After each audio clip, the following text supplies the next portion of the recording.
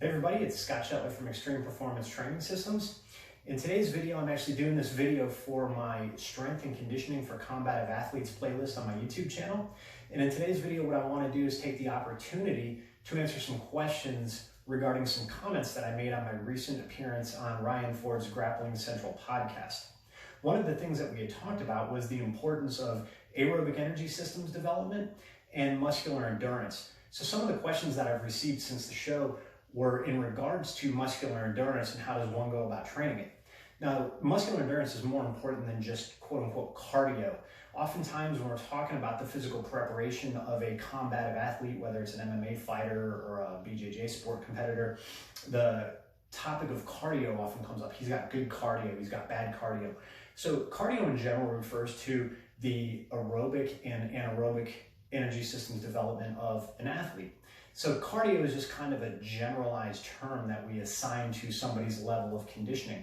The problem is when we think about cardio, we think about just the ability to go out and do running exercises or endurance or even anaerobic exercises. All right, so if we consider that, somebody might have the ability to go out and put up a really good time on a 5K run or a 10K run or even a marathon, but it doesn't mean that they're going to have the specific sort of endurance that's required when competing in a combative sport.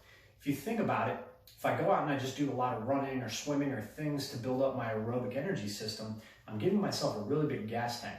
But when I start to engage in a combative sport, whether it's MMA, some sort of striking discipline, grappling, Jiu Jitsu, I'm engaging muscles throughout my body to create the movements necessary for the sport. So whether it's a high power movement like a kick, a punch, or in Jiu-Jitsu, if you're shooting in for a single leg or a double leg, or you're doing an explosive bridge or a power shrimping type of movement, you need that explosive ability, that ability to exert force very quickly and very rapidly. Then you also look at things that are a little bit more static in nature. So think about maybe holding somebody in closed guard. You've got your legs wrapped around them, your ankles are locked, so you're squeezing a little bit with the inner part of the legs, the abdominals. If you think about when you're framing and trying to create space, you're using, now albeit we're trying to be as efficient as possible with our movement and not overexert our muscles, but there is a point where muscles are going to be engaged statically. Thinking about putting a rear naked choke on somebody, the squeezing of the elbow flexors as you're applying the technique. Now, you're not trying to use a bunch of muscle, but we do have to activate muscle to create those movements. So the ability for the muscle to contract for a long period of time is really, really important, particularly in the grappling disciplines. Now, the definition of muscular endurance, basically one of the definitions is the ability of a muscle to exert force consistently and repetitively over a long period of time. All right, so there's many different ways that we can go about training muscular endurance, and it's important to incorporate all of them into your training. Now, I'm not going to talk about programming in this video because that goes way beyond the scope of this video, and it's something that's highly specialized and individualized based on the individual that's training. So you may need the help of a coach or a strength and conditioning coach, or if you're looking for somebody, I'm available for coaching if you're in the Atlanta area. And I also have a remote online coaching program where I work with people from a distance as well. Some of the different ways that you can train muscular endurance, like I said, it doesn't mean you should train all of these. You've got to identify what the weaknesses are in your physical preparation and then apply the appropriate modalities to it. But I want to go over, there's about 4 or 5 different ways that we can look at creating or training muscular endurance for the grappler or the Brazilian Jiu Jitsu sport athlete. One of the most easy and effective ways to do it is through high repetition exercises. All right, so what I mean by that is we can use body weight exercises, we could use bands, we could use kettlebells, we could use dumbbells, but generally speaking, we're going to use light to moderately heavy weights. Weights that are going to allow us to do at least at the low end 12 to 15 repetitions without totally gassing out, but we can push those reps up really, really high. In some instances, some of my athletes will perform repetitions in the 50, 100, even 200 or 300 range, particularly with some of the lighter band exercises that we do for muscular endurance and joint health and integrity. But typically we're going to use lighter weights like lighter kettlebells, body weight exercises, dumbbells, or bands. and we're going to perform very high reps. Like I said, at the lower end, we want to be able to get at least 12 to 15 reps for the exercise, but the whole point is we want that muscle contracting over time. We don't want to give it a lot of time to rest, all right? And the other benefit to doing the high repetition movements is in joint health and joint integrity. So higher reps tend to pump a lot of circulation. They get a lot of blood flow into the connective tissues, into the tendons, the ligaments, and things around the joint, which typically have a poor blood supply. So by doing the higher repetitions, it encourages a lot of blood flow and circulation to those areas, which makes the connective tissue thicker and stronger and more resilient to injury. And in the combative sports, joint health is incredibly important. So that's one way to do it. And typically what I like to do with those high rep exercises is perform circuits. So we'll typically take a couple different lower body exercises, an upper body push, an upper body pull, an abdominal exercise. Maybe we'll throw a little bit of neck and grip in there. And we'll do those exercises in a circuit. For instance, we might go from body weight or Hindu squats to kettlebell clean and presses, to pull-ups, to kettlebell swings, to an abdominal exercise like a leg raise, to maybe a neck bridge, and then to a static grip exercise where we're pinching some plates or some hex dumbbells or something like that. Now we might do those exercises for time, we might do them for high reps, but generally what I'm gonna do is we're gonna perform those in a circuit with no rest in between exercises and maybe a little bit of active recovery after the circuit, or we might just perform those circuits repetitively for a designated time frame. So we might do a 5-minute, we might set a timer for 5 minutes, and we might just repeat that circuit continuously for 5 minutes. And then you might take about 30 to 60 seconds of active rest where you might walk around, you might do some mobility. You're just not gonna sit around, but you're gonna be moving during your rest period. And then you're gonna go back into another 5-minute circuit. We do this with 7-minute circuits, 10-minute circuits. If you wanna get really specific, you could look at the duration of time that at your current level of competition that you're going to potentially be in a tournament setting, and you can set those time intervals for that duration. For instance, if your matches are restricted to 5 minutes in a tournament, and you know you've got the potential of doing 4, 5, or 6 matches if you've got a really deep bracket, then what you could do with your training is you could do 4, 5, or 6 5-minute circuits with about 30 to 60 seconds rest in between. Now you're gonna get more rest than that most likely in a tournament, so you're gonna improve your conditioning by condensing those rest intervals. So that's one way to utilize high repetition exercises in a circuit training format to improve muscular endurance. Another way to improve muscular endurance is through the use of isometrics. Now isometrics are kind of a tricky thing. Generally you're gonna need a power rack to perform isometrics because it involves pulling or pushing on a bar that you're able to set so that the bar cannot move, all right? So what you're gonna do with isometrics is, for instance, if I'm in a power rack, and since we're all training at home right now and I don't have a power rack at home, actually I do, it's in pieces down in my basement, but all the rest of them are at my training center. You have the spot pins that you set up to catch a bar if you drop it or you get stuck on an exercise. Well, say we want to do an isometric in the deadlift, what I'm going to do is I'm going to set those pins at a certain height where I want to work, and I'm going to pull that bar until it hits those pins, and I'm going to create a maximal amount of force for a period of time. So what that allows me to do is maximally produce force for 5 seconds, 6 seconds, 10 seconds, however long that I want to set for that specific interval in the isometrics. Now isometrics are hard to do without a power rack, but one of the things that we can do that has a similar effect is static holds. So with a static hold, you're just going to hold a specific, for instance, in a push-up, if I'm going down and I want to hold it about halfway, I'm just going to hold that position for a designated amount of time, all right? I'm not going to go up, I'm not going to go down, I'm just going to hold that position. And you can incorporate that with some slow tempo training as well. Slow tempos is another way to increase the tension on muscles. If you think of a slow tempo, if I'm just banging out some push-ups, right? A slow tempo would be a really slow lowering and a really slow lift. Can be done in any sort of exercise like that. I've even heard of some Eastern European wrestlers who will do 5-minute squats where they'll take 2.5 minutes to descend into a full squat, and then they'll take 2.5 minutes to rise out for 1 repetition. So think about that, spreading 1 rep over 5 minutes. That's a tremendous amount of tension placed on the muscles in that activity. So you've got the high repetition exercises where we're working at more of a continuous kind of clip. You've got the isometrics, which again, a little tricky, require the use of a power rack or something where you can pull or push into an immovable object.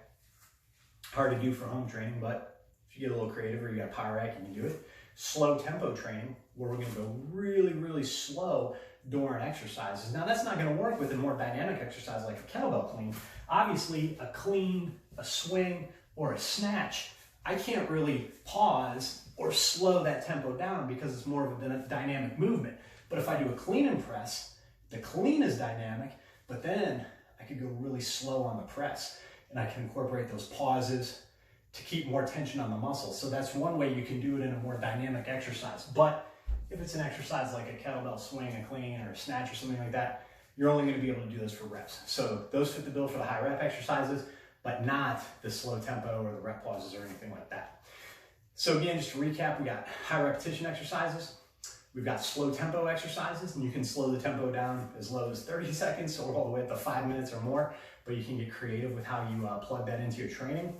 Rep pauses, that would be where I'm doing a repetition of an exercise like a push-up, and I just pause at various points during the exercise. So I can break up the repetition that way and work some static positions.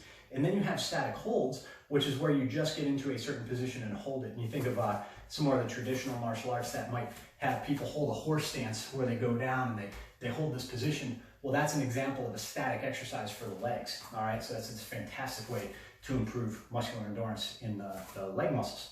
So when we're talking about muscular endurance, we have repeated contractions for a certain amount of time or a given time where the muscle's contracting over a long period of time. And then we have the more static positions where we're just holding, creating force in a limited range of motion or in a static position without moving, just keeping constant tension on the muscles. Again, all of those should be utilized in your training, but you might have to work with your coach.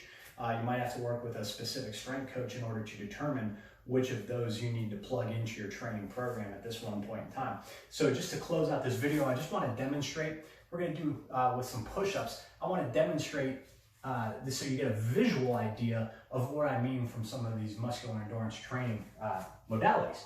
So the first one would be more of a high rep exercise. So this would be like if I'm going to do a set of push-ups for 15 reps, 20 reps, 25 reps, or if I'm just going to rep it out, I'm just going to perform these at a normal, quick, but controlled kind of tempo. So here's an example of what some of those reps might look like in a more high rep variation of the push-up.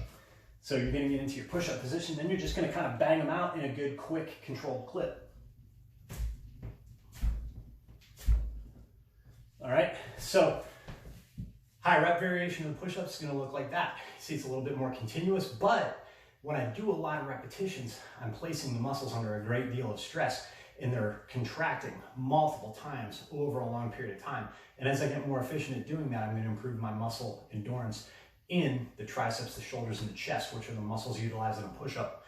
So that's the other thing you got to think about. What muscles are you trying to gain endurance in to help your grappling game? Find exercises that train those muscles, all right? Another example we talked about was the slow tempo. Slow tempo would be where I take a longer time to go down and a longer time to raise up. Again, these could be 30-second reps. They could be a minute, 2 minutes, 5 minutes. You could do a set of 5 over a period of minutes. You know, there's many different ways you could do this. But a general example of a slow tempo push-up would just be to reduce the speed on the way down and on the way up. And here we want to think about creating a lot of tension in the muscles that we're using for the push-up.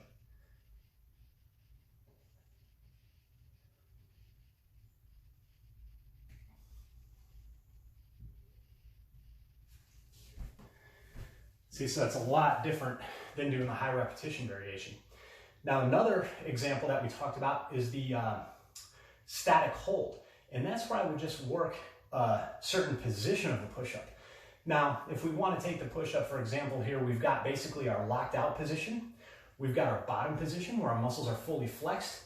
So you want to make sure that if you're going to incorporate static holds in your training, that you're going to work something in the top end, something in the middle, and something in the bottom end. Now with the static hold, you're basically going to just hold a position for a given amount of time, all right? So maybe 30 seconds, a minute or more, but these can become very, very difficult, but they're great for keeping the muscle under tension for a long period of time, all right? So static hold, this would be an example of static hold at the top end of a push-up. I'm just gonna bend my elbows slightly, and I would hold this position for a given amount of time. Something in the mid-range, I would hold this position for a given amount of time, and then something in the bottom where I'm just a couple inches above the ground would be the third position. So again, static holds, you're just gonna hold those positions for a given amount of time. That's gonna be a repetition. Now, if I wanna combine static holds with the slow tempo training, I can do what's called rep pauses. And that's where I'm gonna pause at various points during the rep. Now, you can do these on your own, or if you've got a training partner or a coach, they can call out when they want you to pause as well, and they can time the pauses. So the pauses could be short, they could be a couple of seconds, they could be longer, they could be like 10 seconds or 20 seconds. You can really, as you see, there's a lot of variety that you can work into these different modalities for improving muscular endurance. So here's an example of incorporating rep pauses into your push-up. So here's a regular push-up rep. Then if I want to throw some rep pauses,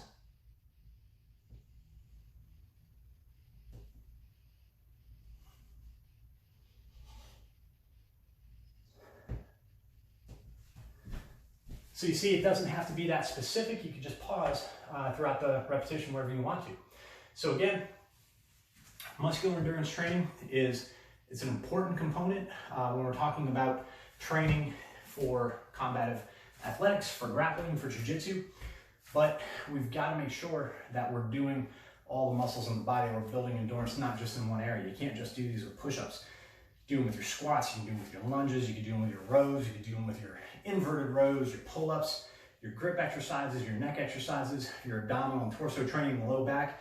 You want to make sure that you're incorporating these throughout all the different muscles that you're going to utilize in your sport, and that you're not just focusing on any one area, all right? So again, the importance of muscular endurance over just having really good aerobic development is it allows the muscles, the muscle fibers, to contract and fire for a long period of time.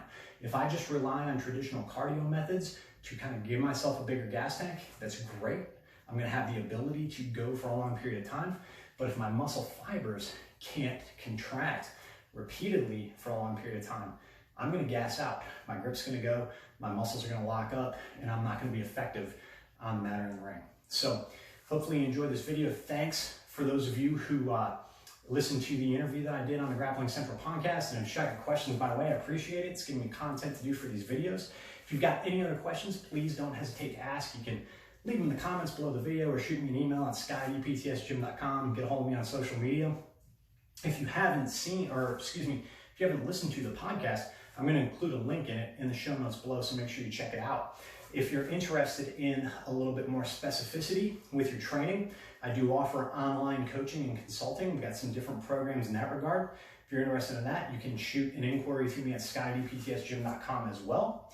And if you like this video, please be sure to like it, share it with somebody that you might think would benefit from the information contained, and make sure you subscribe to my YouTube channel so you get updates on future videos. Hopefully you enjoy this video again. Thank you for the questions, and we'll see you next time.